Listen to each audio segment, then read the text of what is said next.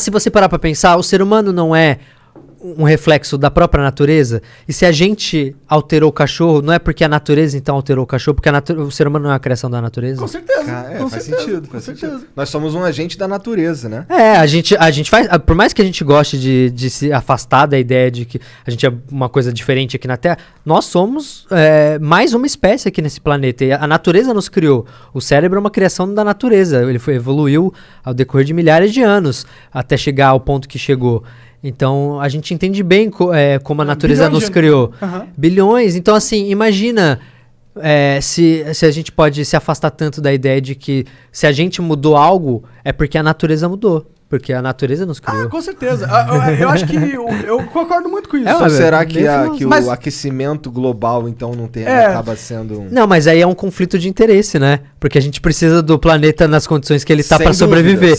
É só uma questão de conflito de interesse, mas o planeta já passou por isso em outras vezes, sem ser humano. Existe um argumento que a Terra um pouco mais quente não é tão ruim assim pra gente. Porque ela... Porque... Não, só mandar argumento. Tô falando que eu acredito nisso, tá ligado? Pau no cu do aquecimento global. Não, porque eles falaram que vai aumentar a quantidade de capacidade de agricultura da Terra. Por causa do aquecimento? Porque ele vai viabilizar terras que hoje em dia não são frias demais pra plantar certas coisas. Cara, não sei. A questão é que tem outras coisas a se considerar, né? Tem os malefícios subir o nível dos oceanos. Não pode perder o controle, não pode ser uma bola de neve. Ao contrário, uma bola de calor. Caralho. Tem coisas que são mais diretas e mais fáceis de observar, como a gente tava falando do permafrost lá. Tem mamute ali dentro, tá ligado? Tem doenças antiquíssimas. O próprio permafrost é cheio de dióxido de carbono e de enxofre, entendeu? Que é um gás de efeito estufa. Então... Mas eu acho que essa parada da doença não vai ser um problema, não. Porque é uma doença desatualizada, pô.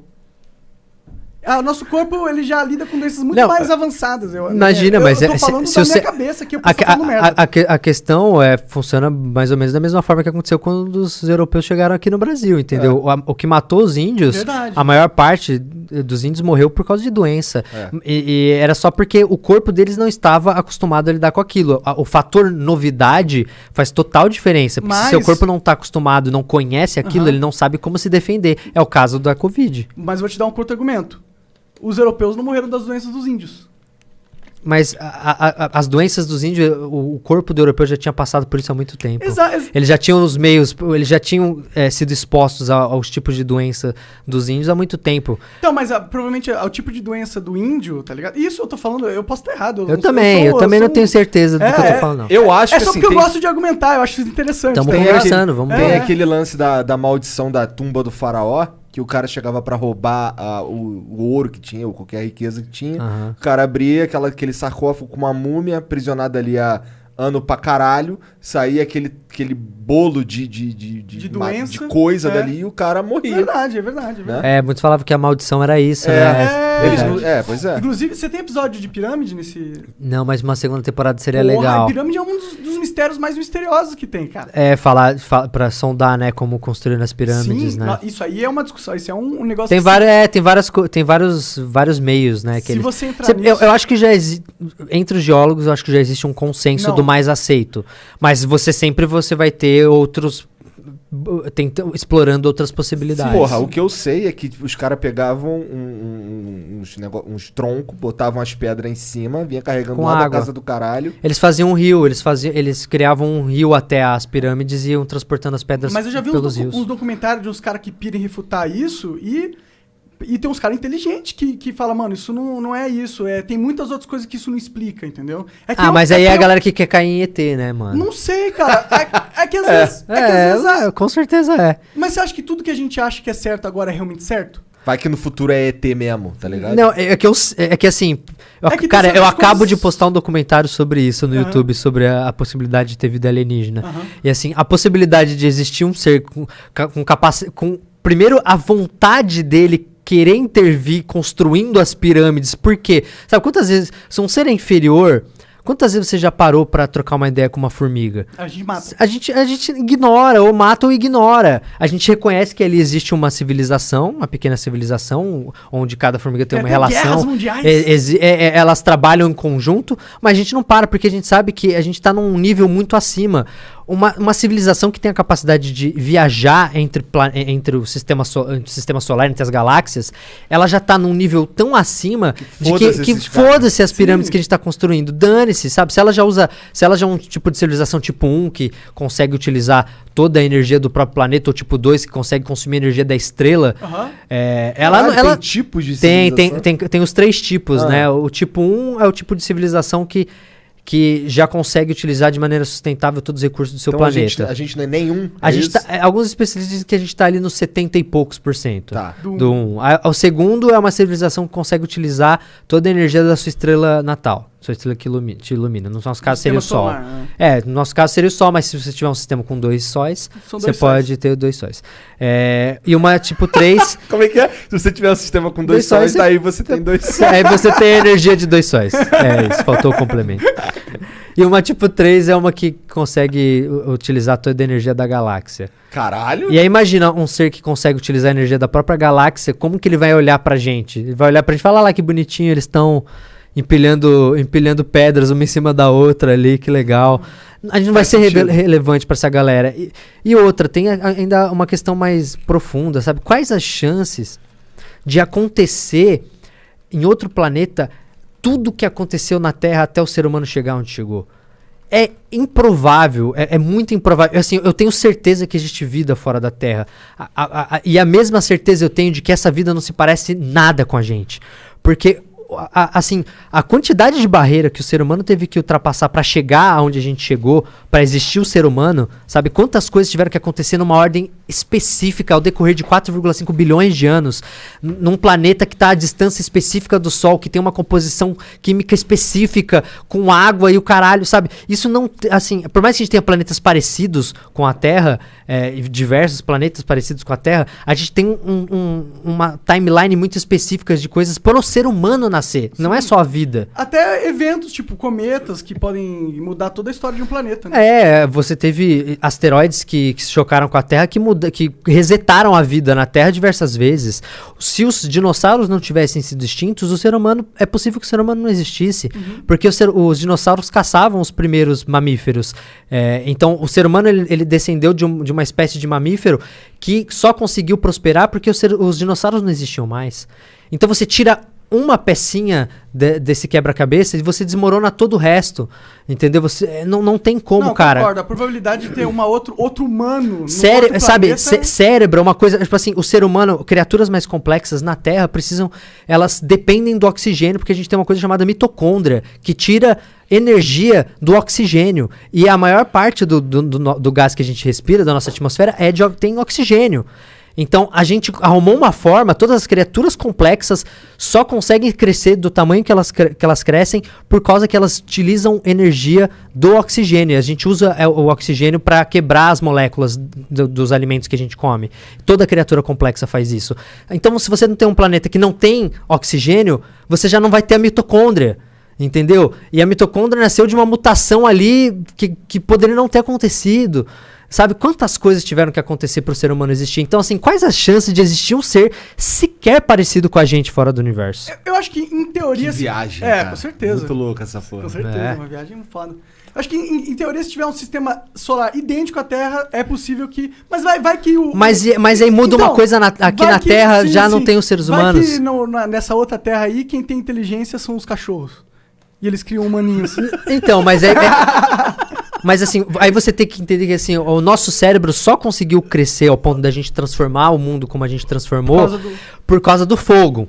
Porque a gente, o ser humano, e a gente só conseguiu o fogo também por uma coisa muito específica. É engraçado quando você pensa que, por exemplo, antigamente as mulheres começou a ter muito parto em que a criança morria e isso matava as mulheres, porque a cabeça do ser humano começou a crescer demais, o nosso cérebro começou a crescer demais. Então, por que o bebê humano ele é tão frágil? Porque uma coisa que a evolução fez com que as mulheres começassem a ter o filho cada vez mais cedo, porque a cabeça estava menor, porque elas estavam morrendo no parto. Isso aconteceu numa época em que o cérebro começou a crescer, a cabeça humana começou a crescer. Então, o nosso bebê, o fato da gente ter que se unir com outro humano para cuidar dessa criança que é muito frágil, fez com que a gente também evoluísse mais como sociedade. A gente teve que se unir mais para cuidar desse ser indefeso. Então, houve uma época que a gestação não era de 9 meses. Não, uma época, a gestação dos nossos antepassados era coisa de 2 anos. No livro Sapiens, o Yuval Harari fala isso. Chegava a 2 anos, assim, dos nossos antepassados. Caralho, nasceu uma criançaça já. Então, tipo, só que isso, acho que talvez até antes do Sapiens, ou não sei se foi no Sapiens, eu não lembro se foi antes do Sapiens ou se já foi com o Sapiens. Se eu não me engano, foi com o Sapiens que aconteceu essa mudança. E isso foi essencial pra gente começar a se unir também. Eles acreditam, né, que a gente começou a se unir mais, porque a gente precisava cuidar daquele ser indefeso que é o bebê humano. O bebê humano é um dos seres mais indefesos que existe. A maioria das espécies já nasce... O bicho já se vira, já consegue se virar, entendeu? O antílope já nasce, mano, trotando. Entendeu? O ser humano demora pra aprender a andar, saca? Sim. Ele é muito frágil. Então, isso foi essencial, né? Pra a gente se juntar e criar uma sociedade ali pra cuidar dessa criança. Caralho, muito louco, né? Pensar essas coisas. Então pensa como tudo aconteceu de uma forma muito específica pra gente conseguir evoluir e se juntar como sociedade, passar conhecimento adiante. Tudo aconteceu de uma forma muito específica, muito única. Eu acho improvável que isso tenha acontecido. Faz sentido, eu concordo com você. Da mesma forma. Não é só uma coisa que precisaria ter acontecido de um jeito. São bilhões, bilhões e bilhões de coisas que deveriam ter acontecido de uma forma específica para gerar um ser como ser humano no planeta como a Terra. Mas, ao mesmo tempo, eu acho que se um dia a gente encontrar uma raça alienígena, a gente vai conseguir encontrar muitas similaridades com elas. Eu acredito... Talvez. Os cientistas dizem que você só consegue sair do seu planeta se você tiver conhecimento da matemática. Então, uma civilização precisa da matemática para conseguir explorar outros planetas, para ter tecnologia. A cultura deles vai entender matemática. Então com outros símbolos, de outro jeito. Mas vai ter uma conexão com a gente. Isso se tiver uma civilização inteligente, que chegue ao ponto de ser inteligente. Sim. Né? E aí tem que ver qual a relação dela com o ambiente, né? Se é a mesma... O ser humano, ele só evoluiu porque a gente tem a curiosidade. Nós somos um ser curioso.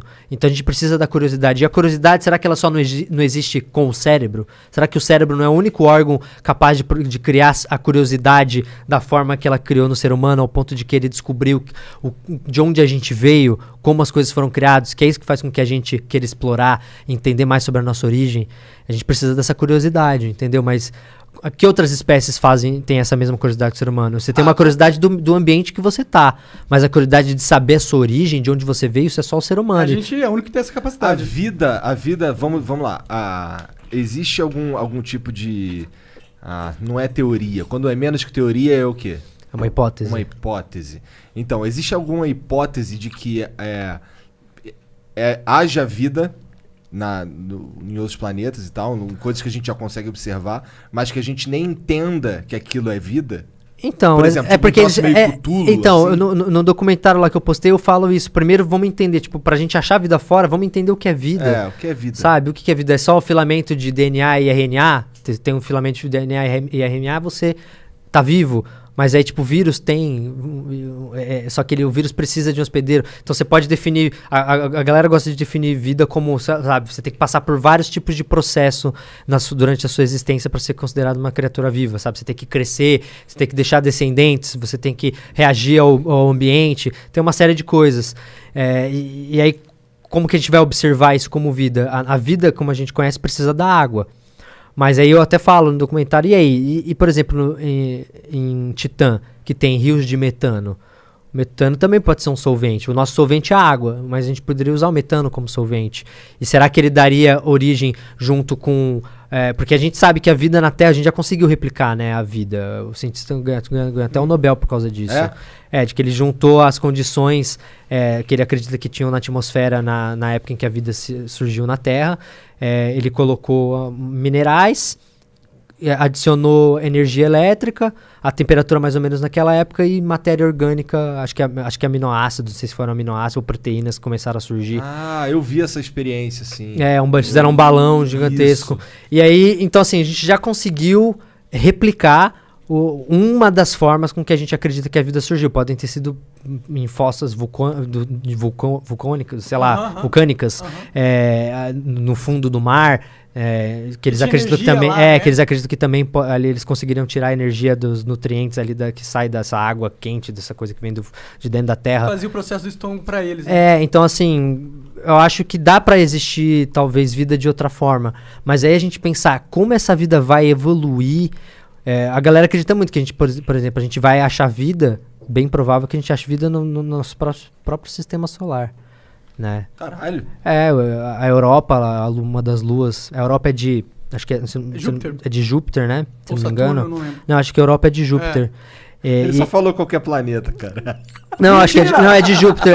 Falei o que eu achava que era a probabilidade maior de ser, tá? Titã é uma lua de Saturno e Europa, se não me engano, é uma lua de Júpiter. E eles conseguem. E tem várias achaduras ali de gelo. Eles acham que tem água em estado líquido. O que será que pode estar nadando ali, sabe? Eu acho que é bem capaz que a gente encontre vida no nosso próprio sistema solar. Mas uma vida nem um pouco complexa. Uma vida, sei lá... Microscópica. Microcelular. Salve, salve família. Muito bom esse corte que você assistiu, né? Mas a gente precisa agora falar sério, cara. Vamos aprender inglês pra mudar de vida, pra chegar longe aí, cara, ser um cara muito foda. wiseuponline.com.br/flow, tá aqui na descrição. É onde você vai aprender inglês de verdade. Mais de 300 horas de conteúdo. Tem documentários gravados em restaurantes, aeroportos e lugares que você vai provavelmente ter que passar quando você for viajar. Então, se você quer aprender inglês de uma forma prática, quer aprender rápido e não tá pagando muito, wiseuponline.com.br/flow, que ainda ajuda a gente.